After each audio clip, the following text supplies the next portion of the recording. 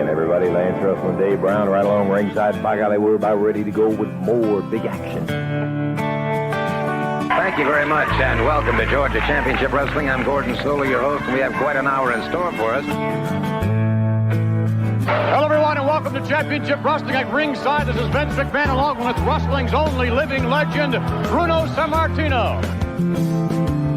Welcome to this week's edition of Mid-South Wrestling Television. I'm your host, Boyd Pierce, another outstanding card. Hey, guys, and welcome back to the Regional Wrestling Podcast, where we talk the territories. A very special edition of Regional Wrestling this week. Doing this one by special request of our special guest. I am Ray Russell, for those who may not know. And this week, going to do something a little unique to the brand. We'll be fulfilling a special request through the Patreon world. And in order to do that, we're going to bring on the requestor as we go back in time to 1985, talk a little bit about the Alabama territory, more specifically the changeover from Southeastern Championship Wrestling to the Continental Championship Wrestling promotion, and all points in between. Ladies and gentlemen, please welcome to the WrestleCopia world, Mr. Aaron Gartland. Aaron, welcome to Regional Wrestling. Yeah, Ray, I'm really excited to be here. I've been looking forward to taking a look at this first episode of Continental Championship Wrestling. Yeah, Aaron came to me. He's a super fan from way back, going back to the Continental era, Southeastern Championship Wrestling becoming Continental. We're going to talk all about the changeover, all the talent involved, the feuds and the titles and all the good stuff in between. I thank you so much, Aaron, for coming to me and saying, hey, man, I'd really like to get something going here. I'd like to talk a little bit about my old fandom. Why don't you tell everybody a little bit about yourself and your history as a wrestling fan, where it all began? Okay, yeah, so Ray, I grew up in the Dothan, Alabama area, and I have right now currently have a law firm in downtown Dothan, Gartland Injury Law. But going way back to growing up in the 70s, 80s, and 90s in Southeast Alabama, territory wrestling and primarily Gulf Coast, Southeastern, Continental Championship Wrestling was always in the background. And I like to say that, the Dothan is the heart of the Southeastern Championship Wrestling territory with the historic WTVY Channel 4 studio where the Gulf Coast Southeastern television tapings were, as well as the home to the Houston County Farm Center, which is where so many of the historic matches and cards in Dothan were held. So, and Ray, on the podcast, I feel like the WrestleCopia and other podcast networks, the regional wrestling program, we no longer have territory wrestling. We didn't get a farewell tour or final season. Right. So I like to think this is that farewell tour. This is that final season, and these podcast programs, really take the place of that territory wrestling. We can't go back to it, but we have these programs to look back on the history, the nostalgia, and again, I'm excited to take another look at this first episode of Continental Championship Wrestling. All right, well, Aaron, if you've listened to any of my shows, before we can start on something new, we have to set the stage, right? And that's what we're going to do here this week. And I love the fact that you brought it up, WTVY Channel 4 in Dothan. It was legendary for wrestling, right? I mean, the old TV studio wrestling. I love TV studio wrestling. It just has a different feel to it. And I get why we had to, evolve over time in the 1980s. Things were getting bigger. You had to kind of compete and et cetera. But I still miss that it just felt, oh God, it just felt so real, right? And the fans, and those 100 fans, 50 fans, depending on the studio, whatever the case may be, they were just as loud and they brought you just as much in as a full crowd or an arena sometimes. It's depending on the guys in the ring. And I just recently covered a Southwest with Jamie Ward, and the fans, Gino Hernandez makes the babyface turn in the Junction. And the Gino chant, I mean, you would have thought you were in Madison Square Garden if only for a moment, man. It was so unreal.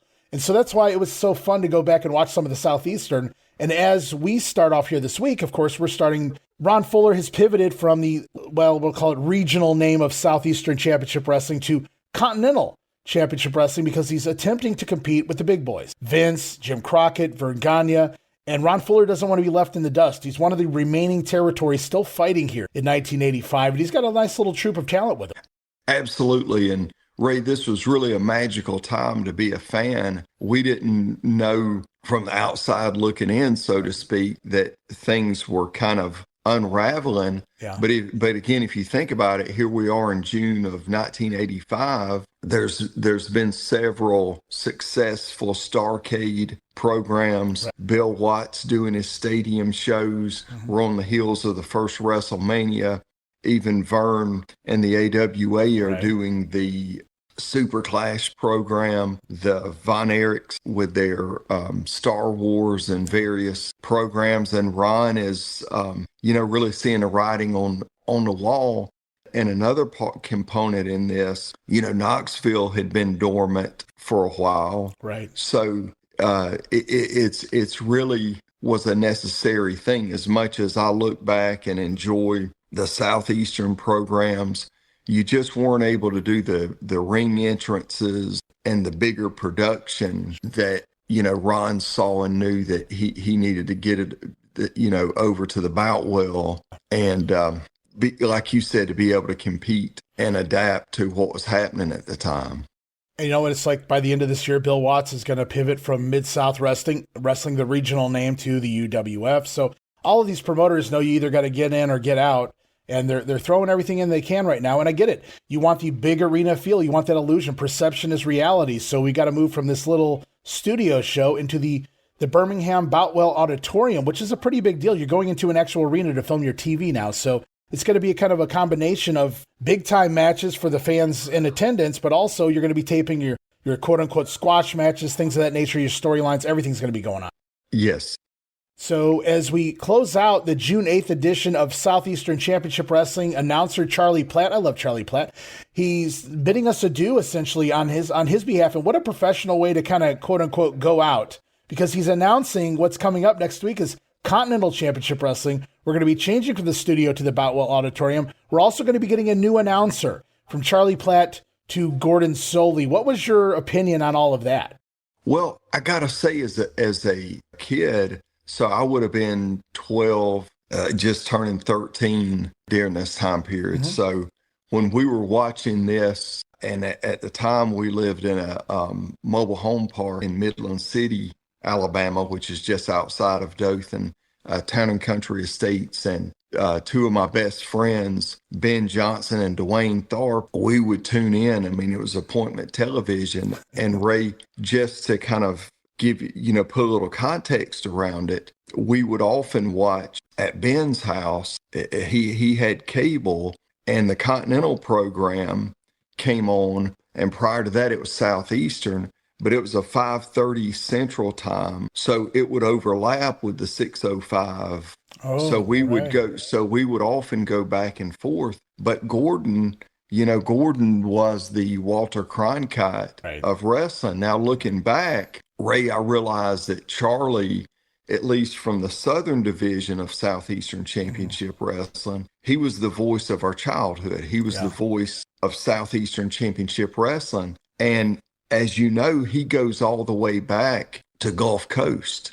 He started in wrestling broadcasting in the 70s with Gulf Coast. And as you go forward into then to Southeastern, then to Continental, and Charlie is brought back and on later shows. But at the time, we thought it was a big deal to have Gordon because, we knew him from Georgia Championship Wrestling from Florida. Mm-hmm. And I didn't realize it as a kid necessarily, but I was a big fan of Gordon. That was a big part of what pulled me in, but also Charlie. I mean, in hindsight, I think if anything, Gordon and Charlie made a good team. And, some of the fans are critical of Gordon during this time period. But from my perspective, he did a great job calling the action. This was, Gordon would go on, he would do the USA Championship Wrestling. He'd work a little for Bob Roop and the Global Wrestling in Florida and things. But this was Gordon's last big thing until he got hired by Turner in 1989. So he had a few year lull there as far as stardom goes. But yeah, I love it because Charlie he's the home base guy, right? So you're comfortable. He's your comfort food, really. Charlie Platt would be, versus Gordon Solie, who is the national guy. He's been on WTBS since the beginning of the inception of cable, essentially. So he is your Walter Cronkite. So I totally agree with you. That would be a hell of a team to put together. But as we move into the program, we're kind of come out of the Southeastern world, but we're moving into Continental. But as we get to the TV, we're going to talk about the champions really quickly, just so everybody knows who has the belts going into that. We got quite a few belts here in Southeastern. Continental, sorry, guys. Southeastern heavyweight champion, Jimmy Golden, of course, cousin of the Fullers, the Welches. Jimmy went on in the 90s to become Bunkhouse Buck for anybody who grew up in my era, but I love me some Jimmy Golden. Continental heavyweight champion, the Bullet himself, Bob Armstrong. If you don't know who he is, I don't know why you're listening to us right now, because you got to know Bob Armstrong. Alabama heavyweight champion, Humongous. I love that gimmick. Of course, it's straight out of the movies, but I don't know who played it best. Do you have a favorite Humongous? Yeah, I have to say that Jeff Van Camp was our favorite. That's the one that we grew up on. Right. Yeah.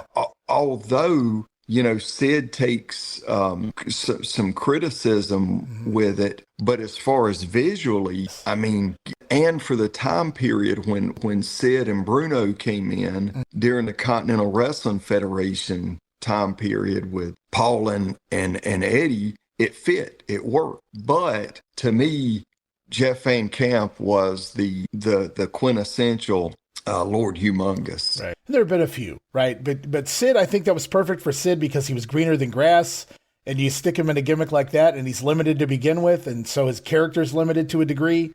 So I thought that was pretty. And you're right, he absolutely looked the part. He fit the bill. He was an amazing specimen, as maybe Vince McMahon might refer to him. But this Humongous, Jeff Van Camp, he's here. He's won the title. He was a heel when he won the title from Austin Idol, but Van Camp has now seen the light, or we'll get to the storyline here in just a moment of how Humongous made the babyface turn. Tag team feud going on right now for the tag team titles includes the Nightmares. Of course, Ken Wayne and Danny Davis at this point, they are under the masks, feuding with the Rat Patrol, which consists of, Steve Armstrong and Johnny Rich. I think Scott Armstrong kind of weaves in and out with them as well, but it is Steve and Johnny Rich proper, I believe, right here would be the Rat Patrol the Nightmares are specifically feuding with. And that takes us to Scott Armstrong and Bill Ash, who are feuding over the Southeastern U.S. Junior title. And they kind of work into six-mans with the Nightmares and the Rat Patrol. And, of course, Scott and Steve brothers, sons of Bob Armstrong, for those who don't know. So we've got a lot of great talent here. We got 5 belts and 5 big angles going on right now for most of those titles.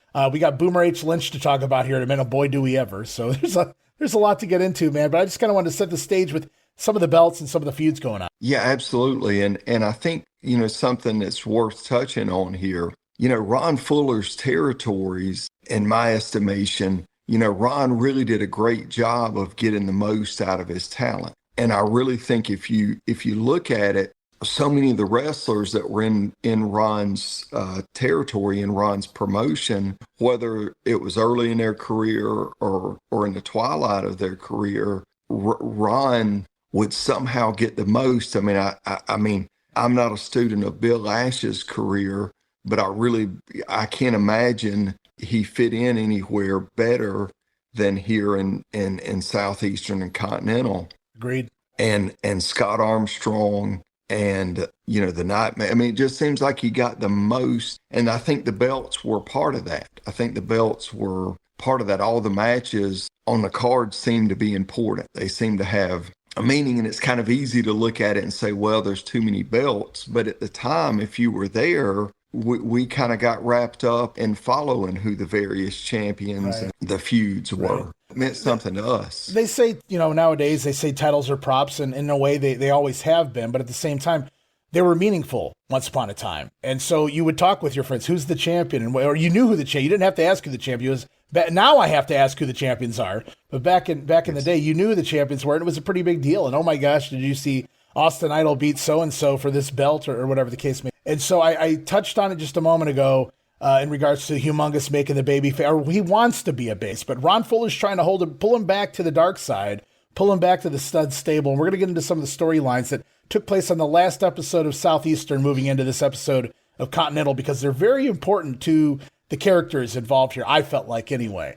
So I went back, and not only did I watch the 15th, the first episode of Continental, I watched the final episode of Southeastern to kind of get an idea exactly where we stand with everything. And on that episode, boy, did a lot go down, especially involving the Tennessee stud, Ron Fuller, attempting to blackmail his now former member of the stud stable, Lord Humongous. So Fuller comes out with an envelope containing a certain picture of Humongous that supposedly shows Humongous without the mask, planning to reveal the picture, threatening to expose the identity and show the world what lies behind the hockey mask if Humongous doesn't rejoin the stud stable. We won't get to what happens yet, but just the beginning of that, that's just, I mean, it's old school, it's old time stuff. Like, I don't know if that would actually work today because the world's changed so much and wrestling changed so much, but simple things like that, just to kind of, it's a blackmail kind of deal. Like, I'm going to show the world what you look like, that hideous face behind the mask, if you don't come back to me. And it kind of leaves Humongous, he's still a baby face. He doesn't want to go back, but we really don't know at this point. Well,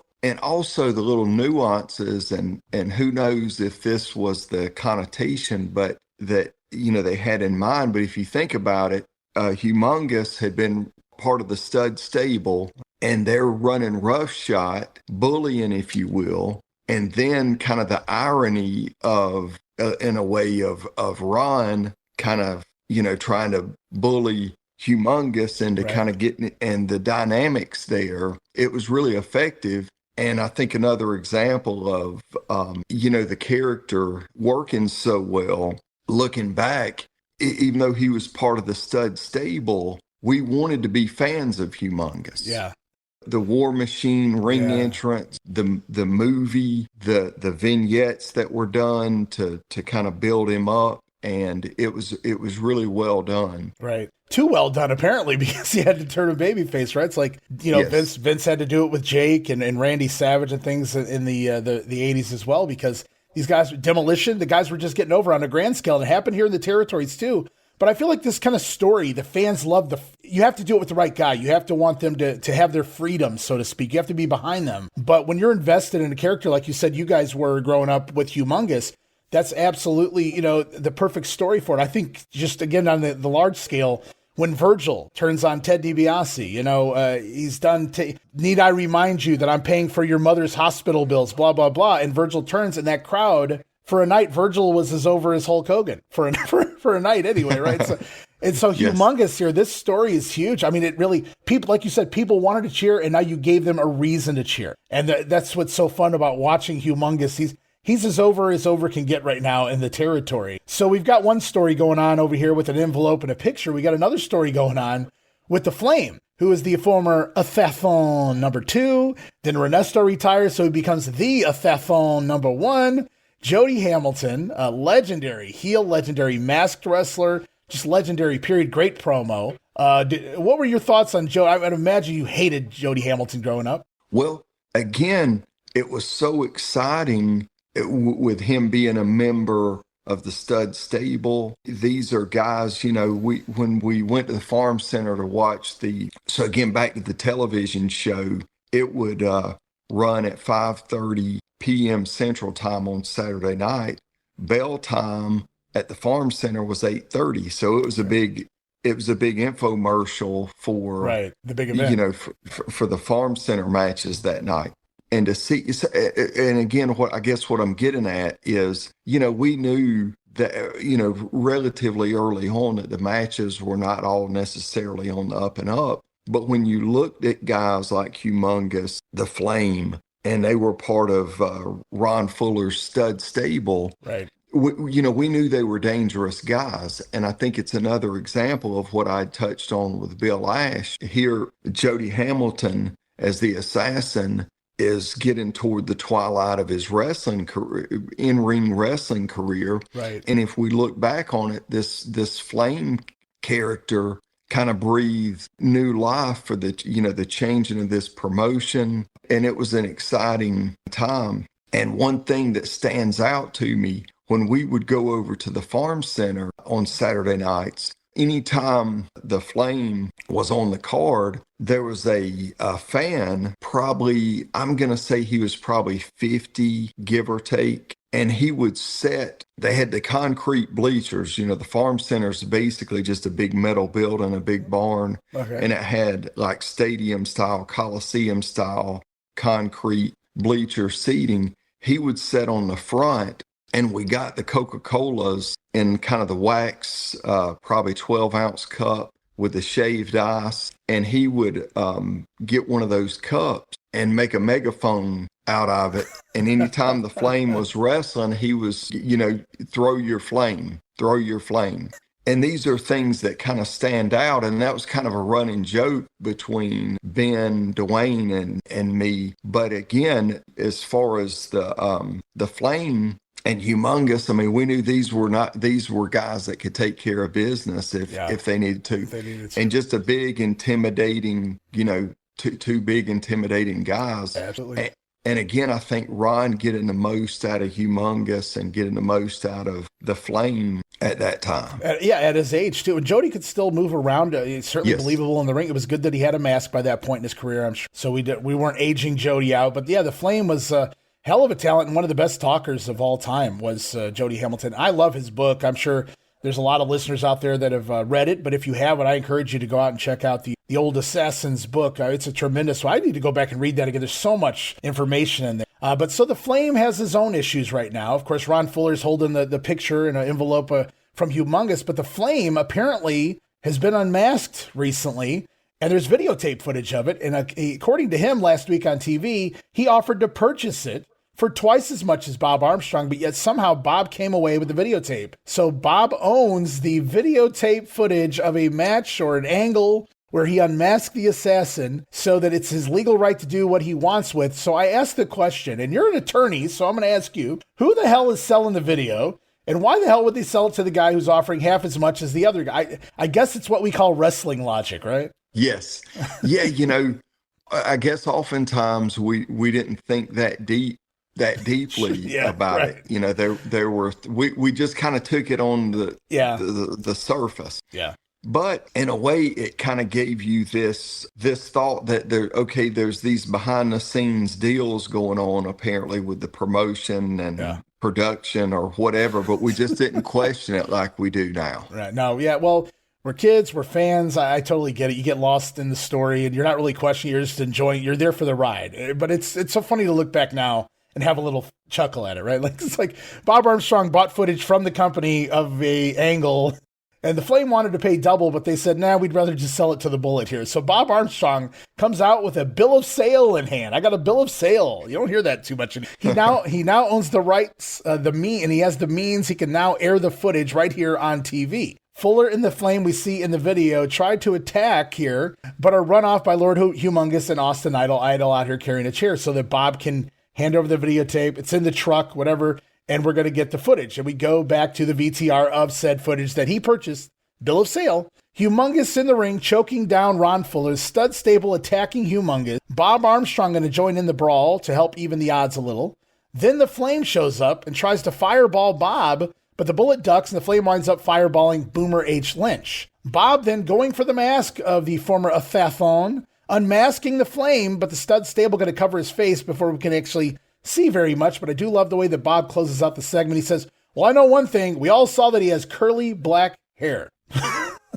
Well, and if I could, another example with Boomer Lynch being a member of the Stud Stable right at this point, and another guy that I believe Ron is getting the most out of him because he was we look at it now, there wasn't a lot to his matches, but at the time, seeing him live at the Farm Center, he was a big, imposing character that you put him in with Humongous, the Flame, Boomer Lynch, Ron Fuller's the manager.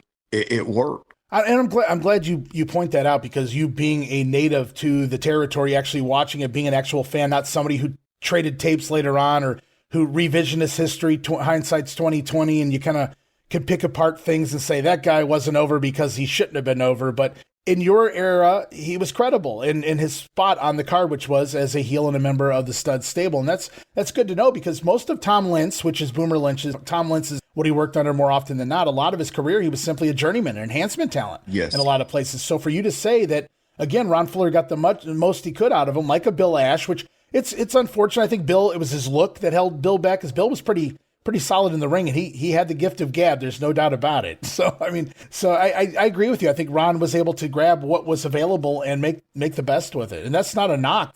And whoever else was also working, you got Bob Armstrong back there. You got Jody Hamilton back there. There's a lot of great talent back there. It's kind of able to help you shape if you're going to shut up and listen. Well, and Scott Armstrong's another one that Scott was, as far as a wrestler, Scott was at his best during this time period. Yeah. No, Scott was great, man, back in this time period. I didn't get to see him until he was Dixie Dynamite and Smoky Mountain. That was the first time I got to see Scott before his WCW stuff. And of course, he would go on to become a referee later on. So we'll talk a little bit about Scott here in just a few minutes. So the story at this point is Ron Fuller has a picture. Bob Armstrong has a tape. He's shown the tape. The Flame was unmasked. We didn't get to see much, but we know he has short, black, curly hair. But the baby faces are not done yet here this week. Ron Fuller returns late in the show to wave the envelope out here again. But out comes Humongous to come after Ron, try to stop him from showing off this so-called picture. But up from behind comes Bob Armstrong, who yanks the envelope away. No bill of sale this time. And Ron Fuller got to run off. Armstrong got to rip open the envelope to reveal nothing. The envelope was empty all along. You can't trust the Tennessee Stud.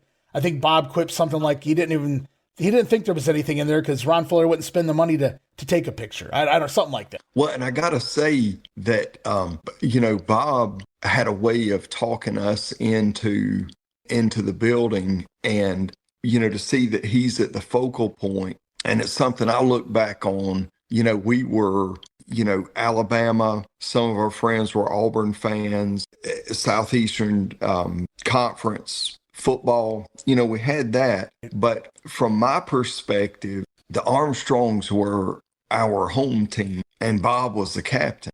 And at a time when you didn't always necessarily, I don't want to say admit, but we were fans at a time when I was country when country wasn't cool. But Bob, we connected with Bob. The Farm Center drew from the panhandle of Florida, part of Georgia, and Alabama, a lot of peanut farmers, and again, kind of country when country wasn't cool. But Bob connected with us. We felt like he was there to represent us. Yeah, it was important. The old firefighter from Marietta, the Georgia jaw jacker, Bullet Bob. And boy, we've been covering him in 1982 Georgia, 81-82 Georgia, right here on Regional Rasslin as well. And it's always fun. Even if he's just out there for a 30-second promo to plug, making the loop or something. He always says something fun and just gets you excited and ready to go. And he does. You feel like he's there for you. He's representing you, the fan. I mean, not just the Southern fan, but a fan in general. It's fun to see him all over the main storylines here, because who else would you pick, to be honest? I mean, if you've got Bob Armstrong on the roster, you better utilize him. So just as Bob suspected, the envelope was empty all along. Fuller was bluffing. Humongous has nothing to worry about. Fuller holds nothing over Lord Humongous. So now the big storyline upcoming. They got a big tag team match upcoming. We'll talk about it in just a moment. But Fuller no longer has anything over Humongous, so they can now wrestle with confidence. Humongous is essentially, we know he's a full-blown babyface. He's not going back to the dark side. Yes. And so that's the big story. We got a big tag team match coming up, and listen to this. It's going to be Humongous and Bob Armstrong teaming up to take on Ron Fuller and the NWA World Heavyweight Champion, the Nature Boy Ric Flair, coming to town inside a steel cage, coming up at the Boutwell TV tapings on June the 10th. We'll talk about that in a little bit. We're going to go over a couple more feuds going on right now, and then we'll jump into the Continental TV. Boomer H. Lynch, we just mentioned him a little bit ago, and I heard a promo here on June the 8th, and I'm just dumbfounded, even by 1985 standards, dumbfounded, mind you. So I kind of have an idea of what was passable in this time frame, and I was just blown away with some of the things that he was getting away with here. Ron Fuller was letting fly. Ray, you're not wrong, but one thing I will say, and it's something that I've thought about this and angles like this, Boomer was not being painted as the good guy. Right. So it's something that I struggle with at times, like where and how and kind of where are we now to where we were. But I do want to point out, I think another example of a guy that Ron was getting the most out of, Pork Chop Cash. Yeah. and he was presented as a strong good guy. And nobody was a fan of Boomer. So as tasteless as I think the angle is, I also think to some extent it's a commentary on society and a demonstration of how ridiculous these thoughts and beliefs are. So I wonder, I know at some point you cross a line that we just, it's not entertaining, it's not tasteful. But if we're making a commentary on this guy and his thoughts and his beliefs, and we're showing how ridiculous he is, and Porkchop's the hero. So I do want to just point out that our impression of Porkchop was that he was a strong, good guy aligned with Bob. So I kind of struggle with that because, again, I think to some extent we're doing episodic television, movies, art, entertainment, plays. Throughout history, they have been a commentary on where we are as a society and a great way to demonstrate. And I think it made an impact on us, like we connected with Porkchop. So I do want to just kind of put that. Well, that's why you're here. I love getting your, you were there, you lived this. So I love getting that perspective. That's something that I'll never have. I can only look at it as a wrestling fan point of view, or just, and it's not so much the angle or the story of the South African. We know the South Africans were, for lack of a better term, racist against the the black African Americans and things like that. So I understand the storyline. That's Boomer H. Lynch in a nutshell. He's South African. So his story is much like Colonel De Beers in the fact that he is not a fan of, the black African. And so I get that part. It was just some of the nonsense. And again, this goes back to Ron Fuller. We don't script promos back in this day. So I'm not blaming Ron for what's coming out of Lynch's mouth here by any means, because some of this is so ridiculous. It's just like, here's a guy who didn't get a lot of opportunities in cutting promos throughout his career. And this is like his biggest opportunity, I feel like, to cut a promo. So what, he's going to go for the throat. I consider some of this cheap heat. I don't think any of this is drawing money, but he's complaining. He's going out here and wrestling a guy by the name of Al Scott, who is also a black man. And he comes over and cuts a promo and says, why do they keep putting me in the ring with black men? I go, whoa, where did that come from? Like, I didn't see that coming when I'm watching this. Then they go back and show footage of Lynch wrestling Porkchop in the arena. So it's Porkchop Cash versus Boomer Lynch. And Porkchop begins throwing headbutts. And Lynch takes bumps and he goes, see that right there? That's an illegal headbutt because he's black. And I go, oh my God.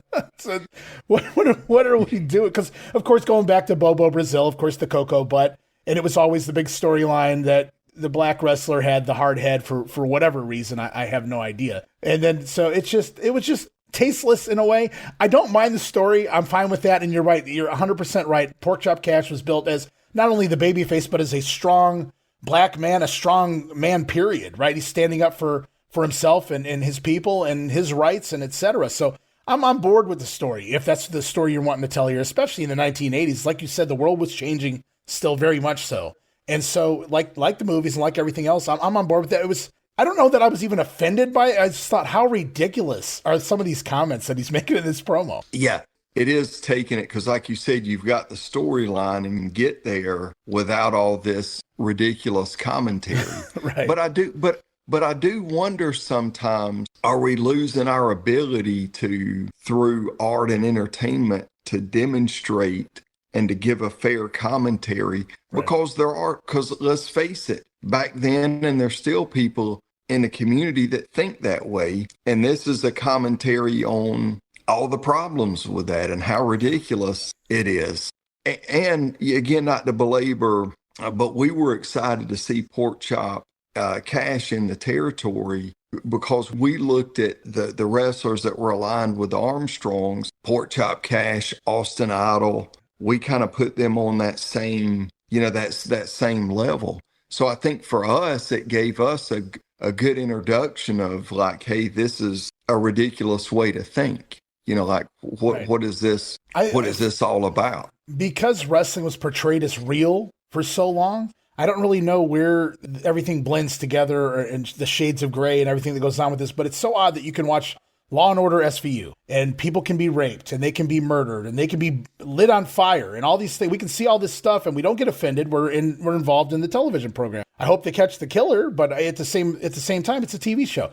With wrestling, you say the wrong thing, you do the wrong thing, you imply the wrong thing, and this goes back decades. And people and it's just under a different microscope than any other TV show that's fake, at the end of scripted at the end of the day. So it's so weird that wrestling's treated so much differently than any other, scripted television program. It's just a really weird deal. Well, and it would be interesting if we could get some comments and memories from Pork Chop of how, what his thoughts and impressions of this whole angle and the interviews and promos and matches, what his thoughts would have been. I tell you what, I love me some Pork Chop on a plate or in the ring, man. Either way. Absolutely.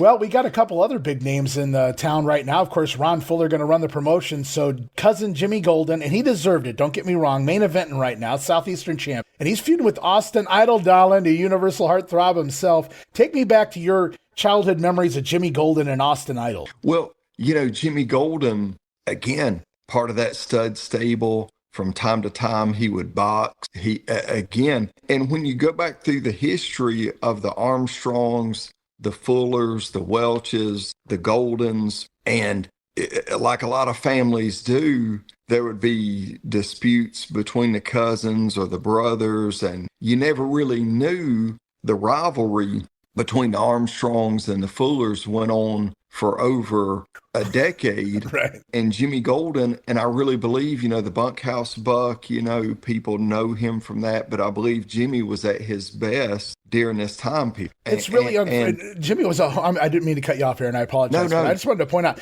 the reason, we see Jimmy Golden here and he's at his best in Alabama, and we didn't see Jimmy Golden at his best in maybe a bigger territory. Jimmy got homesick. I've heard the stories. He went to San Francisco when Bob Roop was booking out there, and Jimmy didn't last for. We told the story, and you would know if the statute of limitation on this is done and over with. But I think Jimmy set a car on fire or something there for something going on, and then he headed back home to go. I think he went back to work for Knoxville or something at that point. Bob Roop got Ricky Gibson on the phone and said, "Hey, do you know what happened to Jimmy?" He goes, "Jimmy's back here in Knoxville." Well, and I think another thing too. These are guys that were, we joke around at, like, just saying Arn Anderson, that he was 40 years old his whole life. Right. Yeah. Of course. And these are the Fullers, the Armstrongs, Jimmy Golden. These were guys that were men as soon as they were old enough to walk around. And I think one of the things about Jimmy, his dad, Bill Golden, promoted Montgomery. And I think some other areas. And I think from time to time, Jimmy's dad would need him, as a young man to come in and help him, work that territory. So again, I think he, part of it was, yes, he's a Southern boy and he wants to be. But again, I think part of it, these were just close knit family. Yes. And again, I think Jimmy was at his best in Southeastern and Continental. And again, just big, strong, intimidating guys. And oftentimes, I think the TV doesn't really always do them justice as to how big and intimidating they were if you saw them in person. No, that's a good call. Jimmy Golden was we all know Ron Fuller, 6 foot, whatever. He's a long drink of water, as is, brother Robert, but Jimmy was a big boy too, man. He was a big dude, and he's looking good here in the robe and the championship belt, and he's a hell of a talker. And you wouldn't know that as Bunkhouse Buck because they barely let him speak. But they gave that to Robert Fuller. They're getting paid. One's getting paid to wrestle. One's getting paid to talk. It works for me. But it's so Jimmy Golden was top of the line here in the mid 1980s at this point. But Austin Idol, were you an I was a huge Austin Idol. First time I saw Austin was probably the first time I ever saw TV Georgia Championship Wrestling syndicated up here into Ohio in the early 1980s. And I saw Tommy Rich, I saw Ronnie Garvin, and I saw Austin Idol. And those are the first memories I have of wrestlers. But Austin Idol, obviously, he just stuck out. Yes, absolutely. And they really presented, and I think it was just a combination of Ron seeing the opportunity, to get him in, and I think they presented him well. And you had the feeling, being in close proximity in Southeast Alabama to Atlanta, Georgia, Columbus, Georgia, Birmingham, Alabama, Montgomery, Alabama, Dothan, Alabama, close proximity. So we got a lot of I didn't realize it at the time, but we were getting a lot of the guys that were on the Superstation, and Austin Idol was one of those guys in Dothan on a regular basis because they could show up Saturday morning, do the television for the Superstation. I think around lunchtime would be television in Columbus, Georgia. And then during the Continental days, a short drive from Atlanta to Montgomery or to Birmingham or a short flight. And in the Southeastern days in the WTVY studio, a short drive or flight from Atlanta to Columbus, then to Dothan. And so we had Ric Flair in the territory on a somewhat regular basis. And we got the same feeling, Tommy Rich, Ric Flair, Austin Idol, all those guys. It was a big deal when they were on the card. And Austin, now once the 605 and, kind of took off in the later 80s, we knew Flair was the man, so to speak. Sure, yeah. But during this time period, we would have kind of put them on the, on the same. So yes, it was definitely a big deal when Austin Idol was on the card. There was a lot of territory, and Austin wasn't just in Alabama, obviously. That was a luxury, though, that Ron Fuller happened to be running Alabama. Austin loved the Gulf Coast. He's made that very clear. And as long as you are a fan of Austin Idol rather than a business, dealing with him on a business venture, I'm sure, anybody should be a fan of Austin Idol during his heyday. But I could see that, many territories, those were your guys. So when the world champion came in, your guy was on the same level. And with Austin's energy and his entertainment value, he immediately looks like a star. He does look like the equivalent of Ric Flair. I would buy that in any territory. I would have bought that in New York if Austin came through New York when he was, in his prime here. But it's fun to see those two feuding. They belong on top. I'm looking forward to seeing some more of that. And finally, before we get into the TV, Rat Patrol, which are Steve Armstrong and Johnny Rich, and Scott Armstrong also affiliated with that group. And they're currently feuding with the Nightmares, Danny Davis and Ken Wayne. Bill Ash having his issues with Scott Armstrong. They're the lighter heavyweight guys. They're battling over that U.S. junior title. I'm telling you, I don't want to spoil too much on the TV, but the Nightmares are like the MVPs here in the promos and in the ring. They're whatever they're earning, it's not enough. Yeah, absolutely. Even though they were the bad guys, we were Nightmares fans, but we were also Rat Patrol fans. And that was kind of, I think, one of the unique things about, having your home promotion, your local promotion. You would get to know, not necessarily as friends, but you would get to know these wrestlers and their work. And you could tell there was always something about the guys like the Nightmare, like the Rat Patrol, that were putting the effort in. You just knew, like, we didn't know anything about work rate or 5-star. Sure.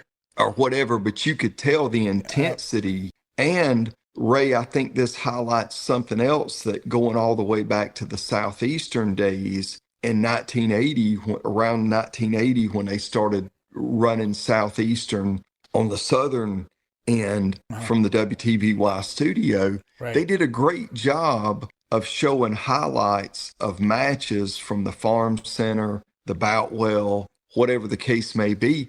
And that's something they did here with the Nightmares. They showed a match from the Farm Center. And I think that in combination with the, the matches that were on the show, I think it just did a good job of, they were just able to pack so much action into a 45-minute show that way. No, 100%. I was amazed at what they came up with here for the first show. It's not like it was their first rodeo. They kind of knew what they were doing anyway. They knew what they wanted walking in. It wasn't like 1 week Ron Fuller decided this was going to happen. They had some time to plan. And they announced 8 big matches for the first ever TV taping, Monday night, Boutwell Auditorium. And NWA camera crew is going to be in there because the NWA World Champion is going to be. So big fight feel is what they're bringing you guys, trying to get you down to the Boutwell in Birmingham. And I'm going to read over the results real quickly here for the entire card. And then we're going to definitely be touching on some of these matches again when we get to the actual TV.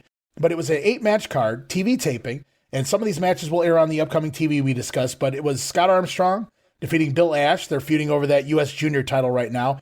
World champion Ric Flair in a showcase match, scoring a win over young Josh Stroud. The Flame. Now, this is an interesting one, Aaron. I don't expect you to have an answer, but I'm going to ask you the same question I ask anybody whenever this name comes around. On the 8th, they're promoting a match between The Flame and a guy by the name of Randy Penton, okay? Randy Penton in the 1985 Memphis show was supposed to be coming in early in the year when the Nightmares were still there. He never did. He never showed up. He missed all of his matches. So we never saw Randy Penton. Again, this week, they promote, literally, on the 8th episode of TV on the June 8th, they announced The Flame versus Randy Penton. We get to the card, and it's The Flame defeating Jason Walker. No Randy Penton again. I'm starting to assume this guy does not exist. Have you ever heard anything about Randy Penton? Did he ever sit in the crowd with you guys? I mean, I don't know what's the deal with this guy.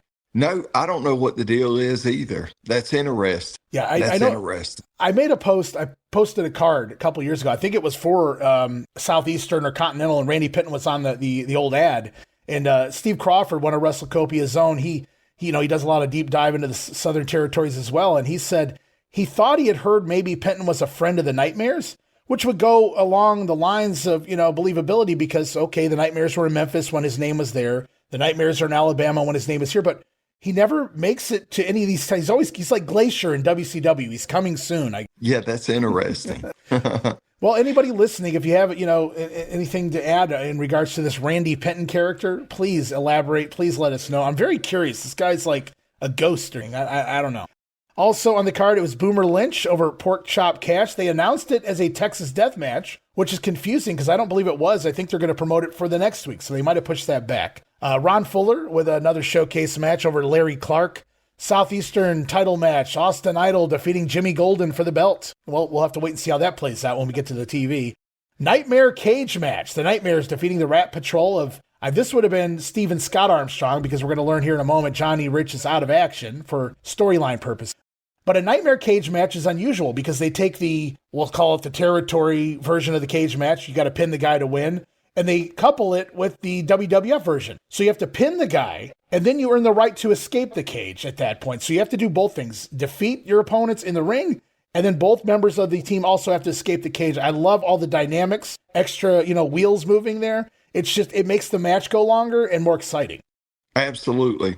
And you get that strategy that I'm sure we'll get into where the Nightmares got their way. There's some strategy behind the match. Yeah, there is definitely going to be some strategy. We would see this come into play a few times later on in WWF tag cage matches. I don't know if it was this well done, but it sounds good when you got a guy out first because you're one up on the other team, but then that leaves a 2-on-1 situation, as we're going to find out here with poor Johnny Rich.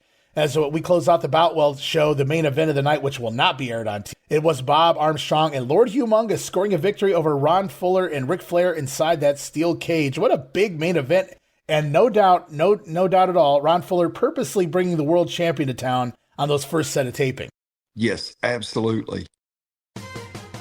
Relive the glory days of Memphis wrestling with the Retro Wrestling Review USWA podcast. Each week, we go back in time to review USWA Championship Wrestling from the 1990s, episode by episode. Join us for watch-alongs, behind-the-scenes stories, and exclusive interviews with people who were there and lived it. Whether you grew up watching it or you're discovering it for the first time, this podcast is your ringside seat to Memphis wrestling history. It's all a part of the WrestleCopia Podcast Network. Listen now at USWApodcast.com.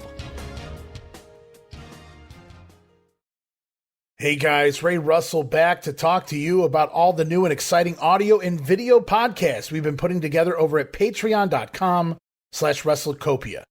As a self-funded brand, this entire ship is powered by our patrons. It's your support that keeps all of these wonderful shows going here at WrestleCopia. And with that said, I wanted to mention that we now have 3 major tiers with tons of Patreon-exclusive next-level content for our Patreon supporters. And it all starts with the $5 all-access tier, which gets you early access to many of the weekly podcasts, at least a dozen monthly digital downloads for your viewing and reading pleasure, the insanely detailed show notes for the Wrestling Memory Grenade Regional Wrestling, and the OG Monday Warfare podcast, plus random bonus video drops, archived old-school audio watch-alongs from the early years of the brand. It is a whole lot of fun wrapped under the all-access tier for only $5, but things get even hotter with the VIP Superfan tier. For just a few dollars more, you get everything already mentioned in the all-access tier, plus as part of the VIP tier, a whole new slew of videocast series where it's not just your typical watch-alongs. Sure, we laugh, we have fun, but we're also breaking down the history, the context, and the why behind what you're seeing. And as part of the VIP tier, you have access to Dan Gennety's Puro Resu Academy videocast, the Coliseum videocast, and the Monday Warfare videocast, Raw versus Nitro, breaking down the history of the Monday Night War. Plus, you also get the Memphis 1985 folder of goodies and all show notes for the Puro Academy podcast and Gene's Retro Review Show. Lots to be had there at the VIP tier. But wait, there's more. For those WrestleCopia backers who crave even more from the brand, we bring you yet another level of content fit for a warrior, because it is indeed the ultimate tier, which gives you everything from the All Access Pass, everything from the VIP tier, plus you will receive access to the big ones, video series featuring a lengthy look and discussion into some of the biggest pay-per-views, super shows, and other events from throughout wrestling history. It's also a great place to keep up with the big events that coincide with the Monday Warfare videocast and so many other big events from years gone by. You'll also have access to the newest big hit to the Copia brand. I'm talking about Regional Rasslin Unreal, the video series. Get ready for the next level in Regional Rasslin as we dissect territory history in video form. Watch along with us. But still, even more for your money, guys. You'll also receive access to the Treasure Chest, which offers patrons the unique opportunity to download and watch select rarities from wrestling history. And for those of you who are wondering what we offer, are contemplating joining a paid Patreon membership, or simply a curious lurker, a reminder there's a free tier at our Patreon that you can join as well. Remember, guys, no subscription, cancel any time, but I think you'll like the content that we're offering there for any budget you may have. And you can sign up right now, patreon.com/WrestleCopia, or look for the QR code where available. We appreciate your support in helping us pay the bills to keep the WrestleCopia Podcast Network running and enabling us to continue to bring you all the quality programming that we offer.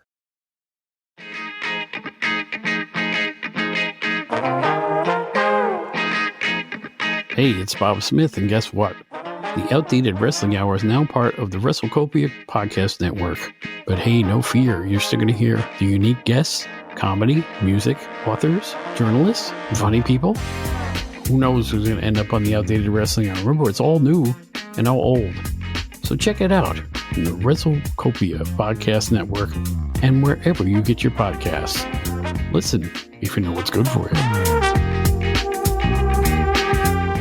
We fast forward now to June 15th TV. It was taped back June 10th, taped Monday, airing over the weekend, the following weekend, obviously. The debut edition of Continental Championship Wrestling. And for the first episode only, we open up to a real theme, which I'm sure they did not get the rights to. That was wrestling back in the day. But the old Beverly Hills Cop theme, the Axel F there, the electronic instrumental. I mean, if Vince can play an instrumental of Thriller for Championship Wrestling, I guess why not, right? Absolutely. And at the time, it was so exciting to hear that theme music. It was timely. Yeah, they say you can't watch ECW without the original music because the music was half of the show. It brought you into the show. The entrance music, the music they played in between, all that. And I grew up on watching ECW in 96 and 97, and I 100% agree with. But I feel like it was timely for the wrestling, the territories. Vince, anybody. They were using a lot of the modern music of the 1980s for the theme music sometimes, or again, for the intro here. Just, it was another part of society. MTV was a huge part of society here in 1985. Yes, absolutely. So we hear the music, they play us in. Well, that's different. That's not Southeastern wrestling that I know. So we come into and another thing they do this week. It's not just the music, it's the intro video. They're showing you the change. We're seeing wrestlers arrive, they pull up, and the first time I think I've ever seen a wrestler pull up in a car or whatever and come into the arena. We see him walking through the crowd. Big fight feel, big event feel here by showing you this footage of the guys getting ready in the locker room. Just a very different approach. You did not see this during this time period. No, and what a nice image to open up the show with Flair and Gordon being very repetitive here, but I think it applies. Again, another example of Ron getting the most out of what he has there. Again, which I would say also applies to the Nightmares, the Rat Patrol, and Austin Idol. I mean, just really getting the maximum out of them. And I don't know if this is just from his days in Knoxville or being around Bill Watts in Georgia and Eddie Graham in Florida, along with his family. But, he had multiple champions in the territory in the 70s when it was based out of Knoxville. And I think he just did a great job of getting the most out of the champion when he's in the territory, because, Rick's in for the week. And, you have this tag match, which keeps things going once Rick's on to wherever else he's, he just keep the story going, but he adds that extra special oomph to the story. Yes. He was a part of the story at one point, the moving parts. And I think you hit the nail on the head, though. What better way do you open up your first? You're trying to be taken seriously as a big time promotion. What better way to open up your show than with Gordon Solie, the Dean of Broadcasters, Mr. TBS himself for many a year, and the NWA World Heavyweight Champion Ric Flair. And Crockett had just recently purchased the TBS slot from Vince just after WrestleMania. So they've been on, the TBS airways for about 2.5 months now as well. So the Nate Shaboa steps out here, and he refers to himself and Gordon as the number one men in their chosen professions. And that's exactly what Ron was going for here. I've got the number one wrestler and the number one announcer here, and to start off my show to give you an idea of this is we're in an arena. I mean, everything's bigger now. Everything's bigger for Continental. Yeah, and it's just, again, to me, it features one of the components that's made Ric Flair, as so many would say, the greatest professional wrestler of all time.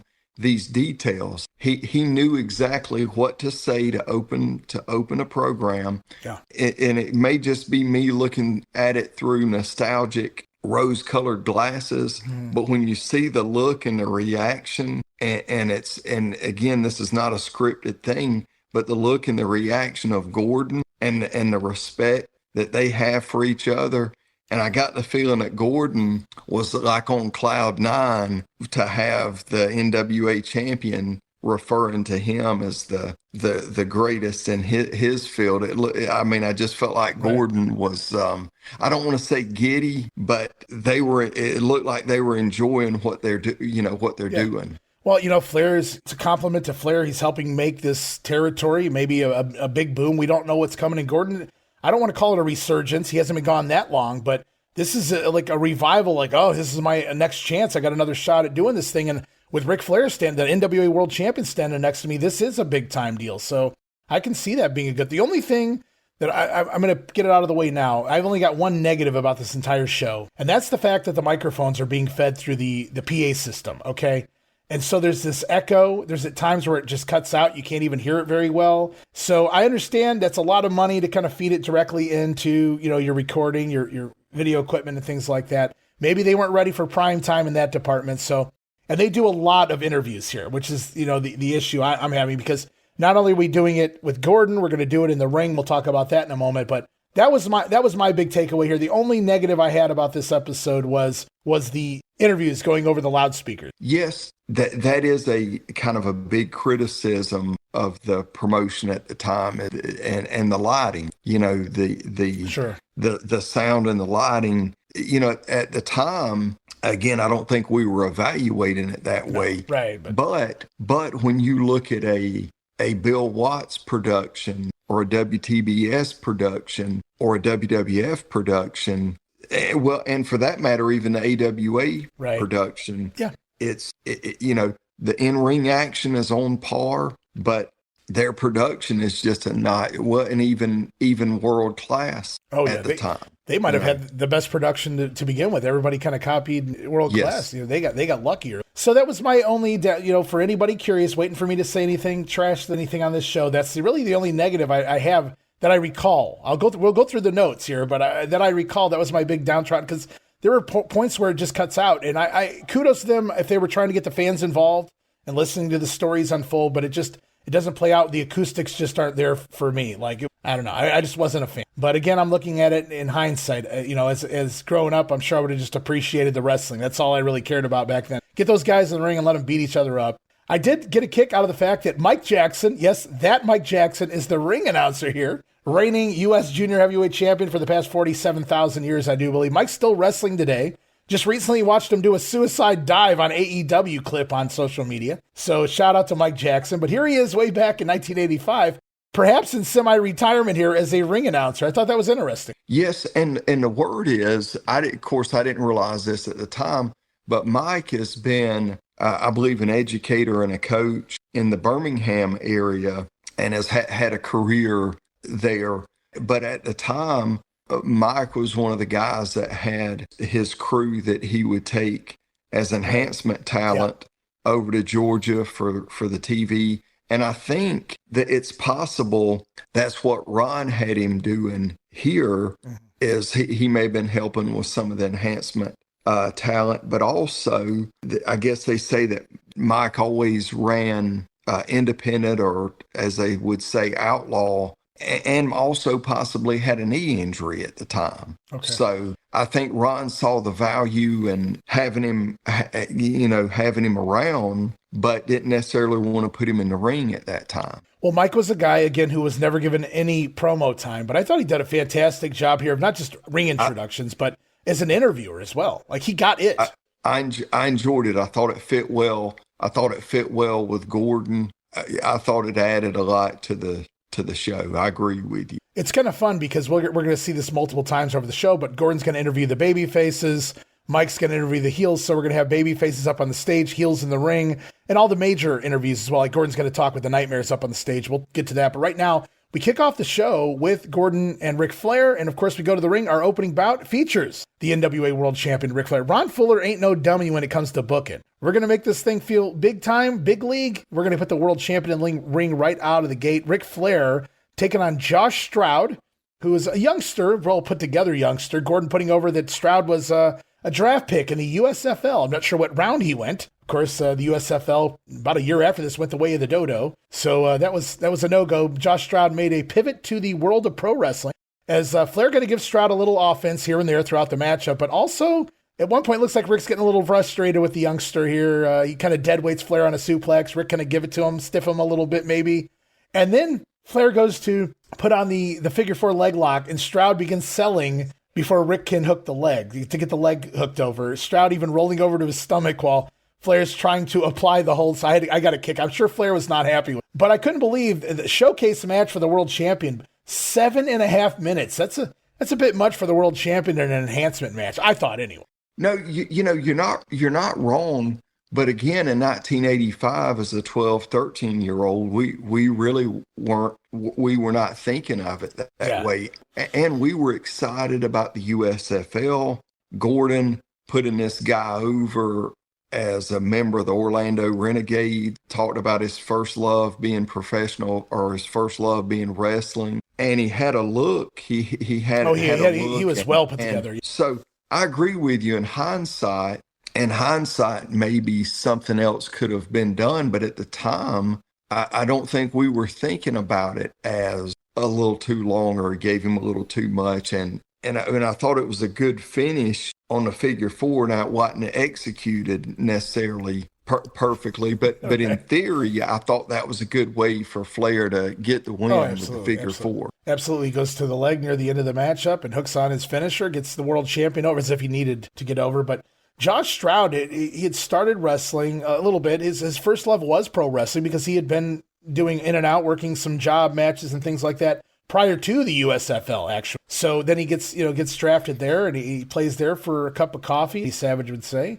But I'd seen Josh in the Mid-South. I'd seen Josh, here, obviously, and in Georgia as well. So Josh has made the rounds for a few years, but he's still fairly green. I feel like because of his look, because of his body, because he looked like an athlete in his background with football and things of that nature, that he might have got fast-tracked, even though he was only enhancement, still fast-tracked to the ring before he might have been completely ready, just because he looked more like a wrestler than some of these other guys it looks like you pick off the street. Yes. Yeah, and I guess we're kind of moving forward into that time when they need guys that have that look on television as soon as possible. Yeah, so Stroud's going to work through, I guess, into the late 80s. I think I saw him do a job recently in my Grid 8 show on the WWF, so I think he finishes up here by the end of the decade, but he gave it a go, and he looked the part, so I'll give him that much credit. He did more than I did. I was sitting at home watching cartoons and Rasslin back in the That's where I'm at. But here we go. Up next, we're going to go to a music video. Gordon throwing to George Thorogood's "Bad to the Bone." Bad. Let me ask you a question. You're talking about being back when you were a kid.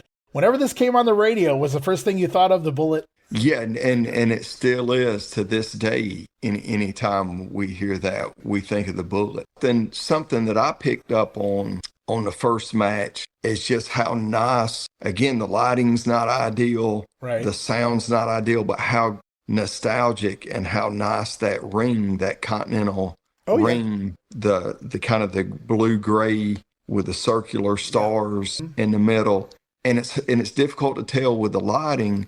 Are they red ropes and blue turnbuckles, or is it red, white, and blue? And then one other note on the highlight video with Bob, I thought they did a great job of highlighting matches, and it's just put together really well. But if you notice in one of the clips of Bob in the ring, there's the Coors, the ring apron is sponsored by Coors. Right. Yeah, no, the sponsorships were very important. He didn't get a lot of sponsorships back then, although Coors was one of them. I know they sponsored Dick Murdoch for a while till he got himself out of that job. No, but it's great to see the Bullet getting his music video. He's getting the storylines. And you talked about the look of the ring and everything. I should have mentioned at the top of the show, we've come a long way from the Southeastern studio, right? Gordon Sully up there with that big beautiful painted Continental Championship Wrestling logo. We have one behind us right now, kind of a hybrid version of it, but it's you got the United States because it's Continental now. It's not just Southeast, and so that's a pretty big deal. As Gordon has a nice desk up there, we go back to Gordon. In fact, we're going to hear him speak at this time with let's see. He's going to talk to Bob Armstrong and Lord Humongous, ignoring the match happening tonight between Bullet and Humongous versus Flair and Fuller because the crowd's already there and we're not going to see it on TV. So we don't discuss that. Instead, Bob and Humongous already looking ahead. They preview a tag team match for the next taping. It's going to be the Bullet and Humongous taking on Ron Fuller and the Flame, where the stipulations state that both singles titles of Armstrong, the Continental, and Humongous, the Alabama title, both on the line. So interesting stipulations there. And like you said, they use Flair as a pawn in this storyline. They continue the story, and we're already looking forward. Yeah, absolutely. And I think it's just another example of creative.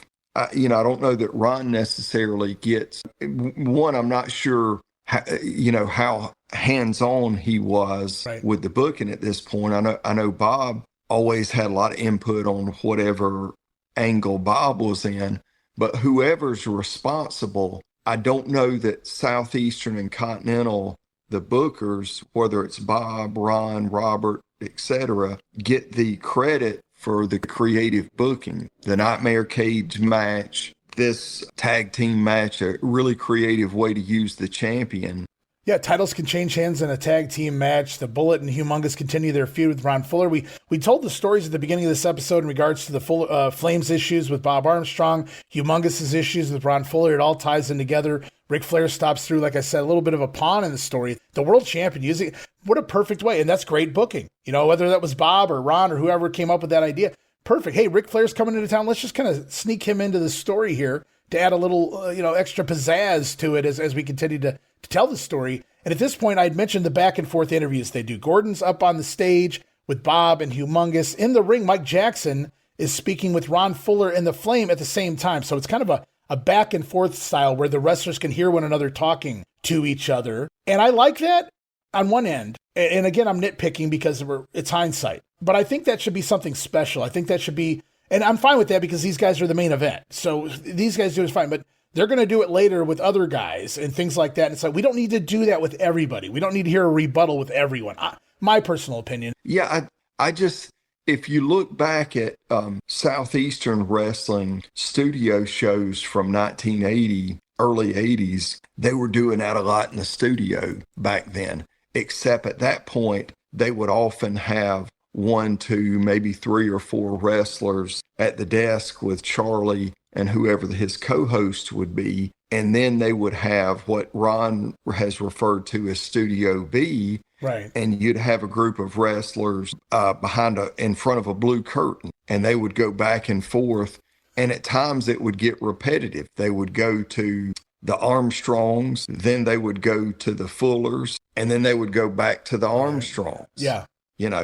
it would get a little repetitive. And I feel like they wanted to continue that here, but we're further away. We're over the loudspeakers. Again, this is really where it's noticeable that the sound's kind of cutting in and out depending on who's talking and what's going on and things. So it's a little confusing. I like the idea of it when you write it down on paper and you think about it, but at the same time, I don't know, man. It was a bit much for me, unless there's some big reason to be going back and forth. This kind of felt like an early version of the Triple H era of Raw, if you will, with the back and forth. Ron Fuller did it first, I suppose. We go back to the ring. We got another big squash match coming up here. Showcase for the Flame taking on, it was supposed to be Randy Penton, a no-show again, so it's Jason Walker instead. And Walker got around. He'd worked for Georgia. He'd worked for Pro Wrestling USA. He's here in Alabama. But it's the Flame getting the win pretty quickly. About 4 minutes in, lands the lariat. Big flying clothesline, gets the win for the big man, the Flame. Yeah.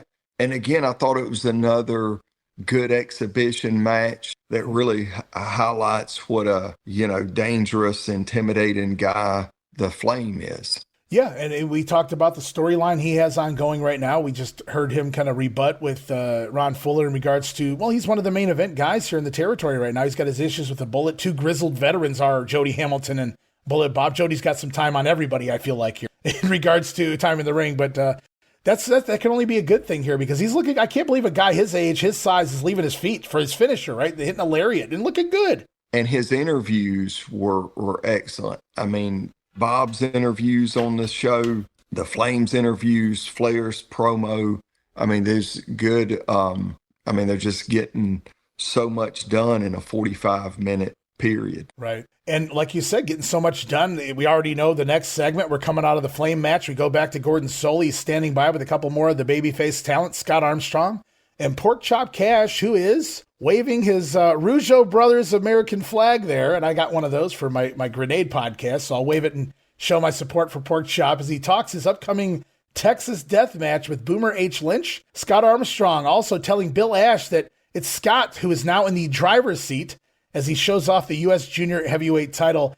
He offers to put up the belt, supposedly, or whatever you want to call that there. Scotty holding the belt. Possession is 9/10 of the law. I believe you would know that, Aaron. So. Yes. But Scott tells Bill Ash to sign the contract. I'll wrestle you anytime. So we've got a couple more feuds and a couple more guys in them. Yeah, absolutely. And again, just another example of, I think, Ron, Bob, whatever combination of booking is going on here, getting the most out of the talent that's in the territory.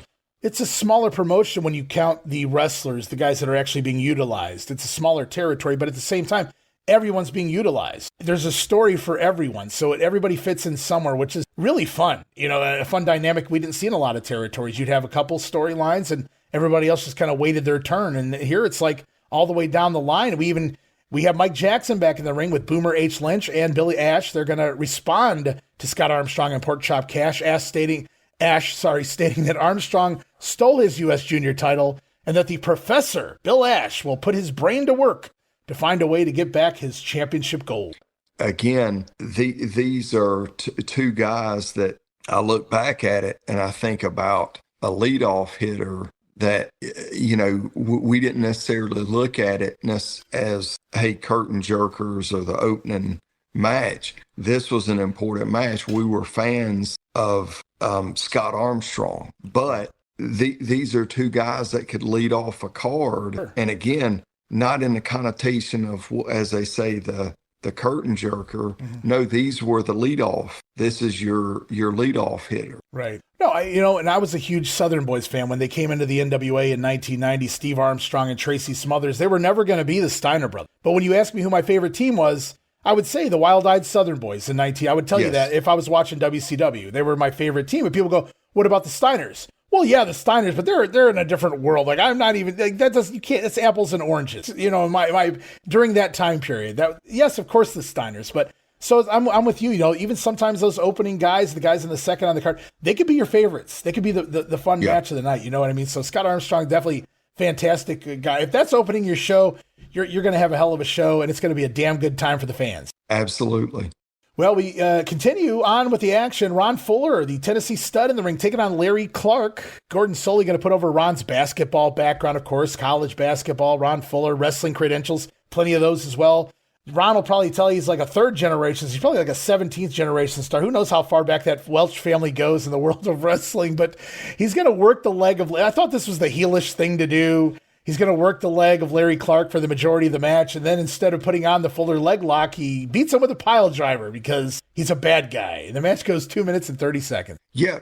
And it just was another exhibition in how dangerous and menacing. And you talk about that Fuller Welch legacy dynasty. Yeah, it easily goes back 100 years in wrestling. Yeah, and so he's obviously not only the promoter, he's one of the lead heels, and for good reason. His family's history, but his history in this area goes so far back, it only makes sense, and he's a hell of a talker, we know that. And in his prime, he was a hell of a worker, at least, the little bit that the footage that's out there proves that to be so. And so to have him out here, he knows what he's doing, he's getting the heat, he's working the poor guy's leg, we're waiting for a submission finisher, and he's like, I'm just going to dump him on his head. I thought that was classic heel stuff there. Genius stuff work there by Ron Fuller as Gordon Solie back up on the stage, going to interview the Nightmares, who are both carrying a bouquet of flowers. Gordon says he's going to sadly give back the Southeastern Tag Team titles as we go off to a video. Where did you say this match was shot at? Was it the Farm Center? I believe it's the Houston County Farm Center. Okay, so it is one of those Nightmare cage matches featuring the Nightmares taking on the Rat Patrol of Johnny Rich and Steve Armstrong, who were the champion. Now, Steve Armstrong, they got the pin. He was the first guy to escape the cage. But this is where the psychology comes in, because that leaves Johnny Rich at a disadvantage, 2-on-1. And the Nightmares just beat the living hell out of poor Johnny Rich. And Steve trying to get back into the cage, and they're not letting him back in the cage. Just absolutely great heel stuff here, great storytelling. And again, this is not the World Wrestling Federation. And even at this point, the WWF hadn't done cage tag matches. So this is very new. The Escape the Cage tag deal is very new. And they're using it like perfect psychology here as they essentially hospitalize Johnny Rich out of this whole ordeal. Yeah, and you've got the Rat Patrol, which if you go back to the original lineup, it was Rich, Armstrong, and Tonga Kid. And then different iterations, you had Johnny Rich, Davey Rich, Scott Armstrong, Steve Armstrong, and at times variations of the Southern Boys, the Wild-Eyed Southern Boys, the Party Boys. There's kind of a real legacy. And these are guys that just want to get in the ring and compete. Right. And they're playing by the rule. Right. They're tough guys that can do what they need to do to take care of themselves, but they're in with a couple of guys that are very athletic. And again, that dynamic there, but they're a little maniacal with their strategy. And I don't want to say it's that trope, that wrestling trope of the baby face that's naive or being taken advantage of. But again, this is a little nuance to it in my mind, where you've just got these athletic guys that just go in head to head. Right. And may the best man win, so to speak. But you have the Nightmares that are looking to, take any possible advantage, to take, the shortcuts. And so I thought it really worked well. A great contrast. Yeah, whenever I watch any of the Rat Patrol stuff or any variation thereof, I always just think of they're kind of like that MTV era. They're catering to the teenagers, not just the girls, the boys as well, because they got the cutoff, just the look of the time. They're put together. They're young, up and coming type talent, but they're already there really in many ways. Yes. They're hell of a good talent, but. Nightmares here having fun at the expense of Johnny Rich and the Rat Patrol as a whole, because, we learned that Johnny Rich has been hospitalized. And, of course, they say the old Johnny Carson deal, here's Johnny. They say, well, we're going to rewrite that. It's where's Johnny? Where's Johnny Rich? Here's Johnny. It's where's Johnny? They're having fun with that all day here on TV. Gordon Solie very upset at the fact that he has to be the one to present them back with the title. Gordon does not like the Nightmares, apparently, but he does have one thing to inform them. Johnny Rich's cousin, somebody say something about Wildfire Tommy Rich, is apparently on his way back to the territory to avenge Johnny Rich's injury. Yeah, and again, another just exciting development in the territory, in the promotion, because at that point, we would have put, Tommy Rich, Austin Idol, Ric Flair, all kind of in that, and kind of going back to Pork Chop Cash. Right. Guys that we... We're excited to be able to see in the territory. Yeah, and I have a feeling I'm going to talk a lot more about the Nightmares before we finish this episode. We're going to get back to that in just a moment. We go to a couple of pre-taped interviews with Gordon Solie. First, speaking with Steve Armstrong of the Rat Patrol, promoting the return of Tommy Rich to Alabama. We go to a VTR featuring Be There, Mr. Freddie Miller interviewing Wildfire himself, Tommy Rich, who says he's all fired up to come back and get revenge on behalf of Cousin Johnny. He brought him into the promotion, into the business, and now Tommy looking to avenge what the Nightmares had done to Johnny. And so Tommy Rich coming back, maybe to team with Steve, maybe to team with Scott. We'll have to wait and see, but the revenge is on his mind there, as it was fun to see Freddie Miller stop through there as well. And we also see Gordon interviewing the Nightmares once again, a pre-tape to sell the upcoming events. They continue that "Where's Johnny" shtick. But I do like a line here. They talk about Johnny Rich being in a hospital room with an empty bed, and that bed is set aside for Tommy Rich. How good were the Nightmares? I mean, I hope nobody takes this as a negative, but they're like a poor man's Midnight Express in the ring. I mean, and they're doing their own Jim Cornette work because they're great on the mic, but in the ring they're so good. I mean, we're going to see that here as the show goes off the air, but they give it 100%. They're an amazing, on the offense, the bumping, the selling, everything. I mean, they're the total package. They're just unfortunately not 6'2". I think that was their downtrodden. And again, I think it carries that theme of Ron getting the most out of them in the territory. So we got big time storylines coming up though with Johnny Rich out, Tommy Rich, a huge name straight off, the TBS run. Of course, nobody was bigger. I've told the story many times. Tommy Rich just came through to work an indie show around 2000 one time. I had the luxury of driving Tommy around that day. And at the end of the day, I went to go, at the time, my oldest son, his mother, we were just dating. And, I go to visit her aunt's that night. And I said, I had to drive a wrestler around today. And her aunt goes, "Oh, who?" And she didn't watch wrestling. So I was like, nobody you would know. She goes, "Who?" I go, "Tommy Rich." Now, we're in Cleveland. So Immediately she screams like, she's 16 again. "Oh my God, Tommy!" Now I'm thinking in my head in 2000, I don't know if this is the same Tommy Rich you remember, but I mean, this just shows you how huge of a name Tommy Rich was, a household name as far as wrestling fans were. Yeah, absolutely. One of those first guys on the Superstation to get that national exposure. Yeah, and so again, another coup. We know Ric Flair is here. Tommy Rich is coming in. This is a big time feel here. Good booking here from Ron Fuller and company. As we go back to the ring, we get a big time match for TV. Southeastern champion Jimmy Golden taking on the Universal Heartthrob Austin Idol. So that's a pretty big deal. We didn't get even in the studio, we didn't get matches like this very often. Yeah, absolutely. But again, if you go back and look at the history of Southeastern television, even when it was in the studio, they would do this same mixture of exhibition style squash matches, sure, but with a little competitive edge like we saw here.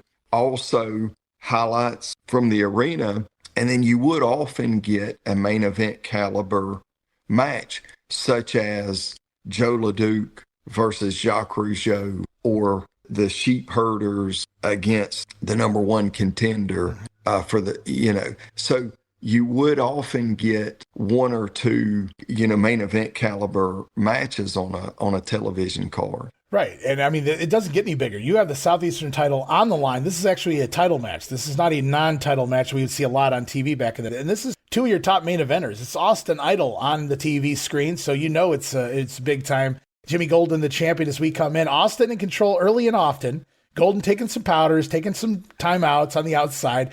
At one point, getting clotheslined over the top rope to the floor. Golden wants a disqualification call, but the referee says, "Nah, it was just momentum. That was an accidental toss over the top rope, so the match will continue on." I do love the fact that the referee holds Austin Idol, prevents him from going outside after Golden, but when Jimmy gets back in the ring and tosses Austin to the floor, all of a sudden Jimmy's allowed to go out and and attack Austin on the outside because, again, wrestling referees, what you got to do. Yes. It was so funny growing up in the 1980s. My grandfather, he didn't watch wrestling, but he had saw it in the 50s on the Dumont Network and things. So he kind of understood the more things change, the more they stay the same. So he would tell me he would tell me what the referee was going to do before the referee did. So he knew that going back to the 1950s. So we get a little more of that here. The referee Idol being attacked on the floor, Jimmy Golden dropping him across the guardrail.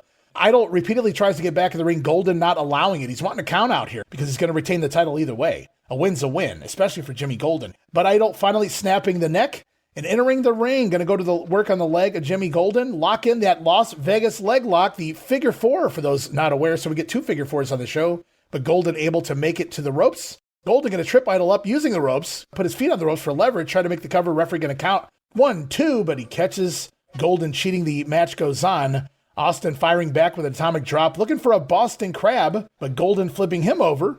And then Idol going to go back on top. He's going to roll through into a sunset flip here, and he's going to get 1. Golden with his body clearly in the ropes, but the referee going to continue to count 2, even though it's obvious that Golden's body's still, even Gordon Soley has he's in the ropes. But even still, the referee counting 3.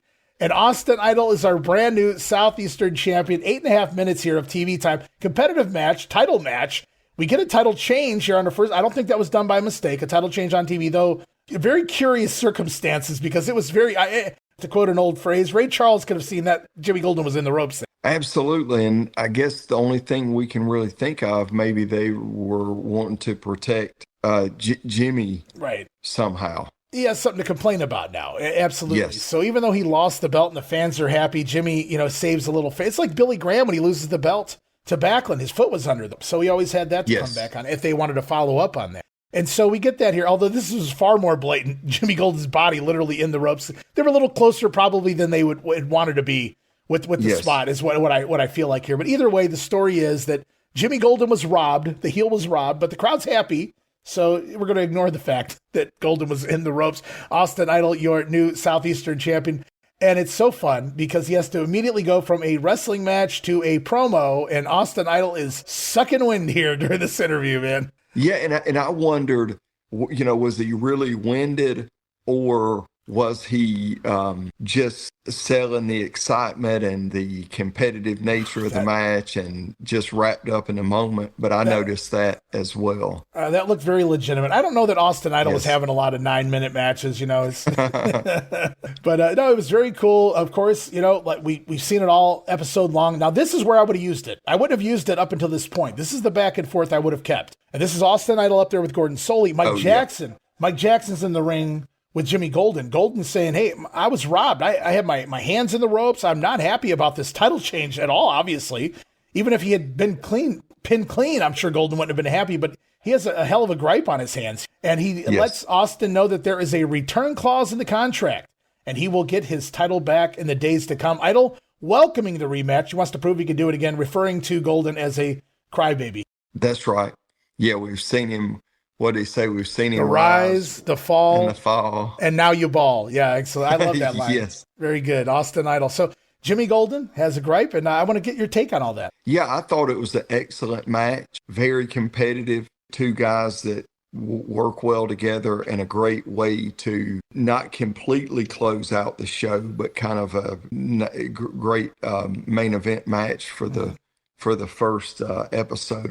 All right, well, we got one more segment on the show. It's kind of, it pops up out of nowhere. They don't really set the stage for this. We kind of just get this thrown into the screen for us, but very cool, and I'm not complaining. We get a little bit of a highlight of that Nightmare Cage match, the one that was at the Boutwell, that version. It's Steve and Scott Armstrong, Johnny Rich in the hospital, so it's Scott in there subbing for Johnny, teaming with brother Steve, taking on the Nightmares in a Nightmare Cage match, and almost, we're joining the match in progress, so I don't know how deep we are into the match, but it feels kind of early, based on nobody's bleeding or sweating too much yet or anything. But Steve gets a pinfall pretty quickly here, which means that he can climb out of the cage. Now, he learned his lesson from the Johnny Rich ordeal, though. I do like that. So he remains in the ring, and we see a wild brawl. We only get about 3 minutes of the match. It was very Bill Watts-ish, like the UWF, where you see the big Duggan one-man gang match, but we don't get to see the finish, but it makes you want to come to an arena near you, and that was kind of what they were going for here. But what a way to end the show.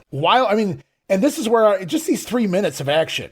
I mean, my goodness, the MVPs of the entire show for me in the ring were the Nightmares. I mean, they were bumping from left to right, pillar to post. It was just an amazing 3 minutes of action. Certainly made me want to go out and watch the match up at my arena. Yeah, and to add to it, just the effort that they're putting out. Yeah, in their interview. Excellent. And the look, the mask, the tights, the cape. It was just really well done. Honestly, between what you're watching them do in the ring here and what they, the promo they cut, you wouldn't know they weren't in the World Wrestling Federation. They were selling this is the place to be.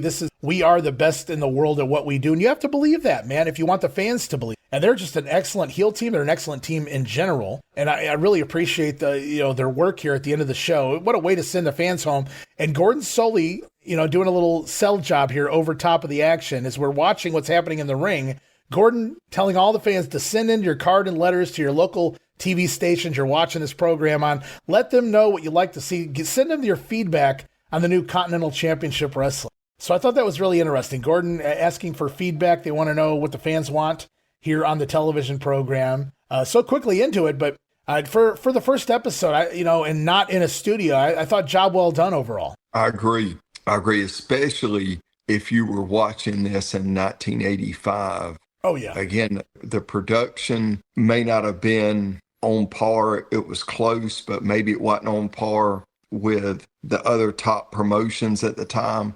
But the in-ring action was excellent. Yeah, when I covered the NWA 89 on the Grenade many years ago, I was saddened when they left the TBS studios for Center Stage, but I understood it. So even though as a wrestling fan, it was sad to see the studio go, I understand we need to evolve. We are a bigger product. We need to be perceived as a bigger product, especially if we want to compete. And so Bill Watts, by the end of 85, is going out of Irish McNeil. He's going into arenas and things like that. And of course, Dallas had the Sportatorium for what it was. The way the production shot it, it looked like hallowed halls, right? But we hear it was just a rotting tin shack out there, Yes. but here again, going from the studios in Dothan to the Boutwell Auditorium in Birmingham. Very cool stuff. Well booked. Well done by Ron Fuller. Just a quick idea of what they're putting on the next week's episode.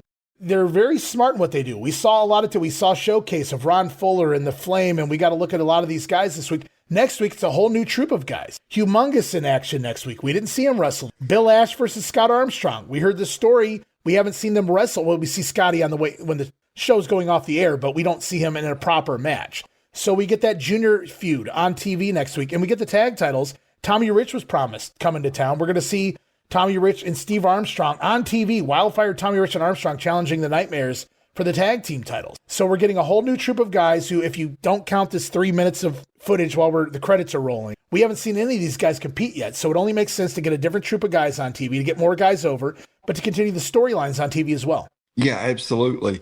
And another nice touch that really doesn't have anything necessarily to do with the wrestling show, but I think it's interesting that at least the version I watched has the commercials. Yes. So we got a snapshot of the commercials at the time, and one that stood out for me, being an Atlanta Braves fan at the time, Chris Chambliss, who was the first baseman for the Atlanta Braves at this time, doing the quick TV rental. Yeah, the Reynolds, the appliance commercial. Yeah, absolutely. That's you always love the local interview, the commercials and things like that. Those were always the best. And for as much as I hate commercials today, I always love to go back and watch the old 80s commercials. It just brings back so many memories. And any of the old car dealership commercials, anything like that. Those are, I've seen everybody from Bruiser Brody to John Nord to the Ultimate Warrior doing, car dealership commercials and things like that. So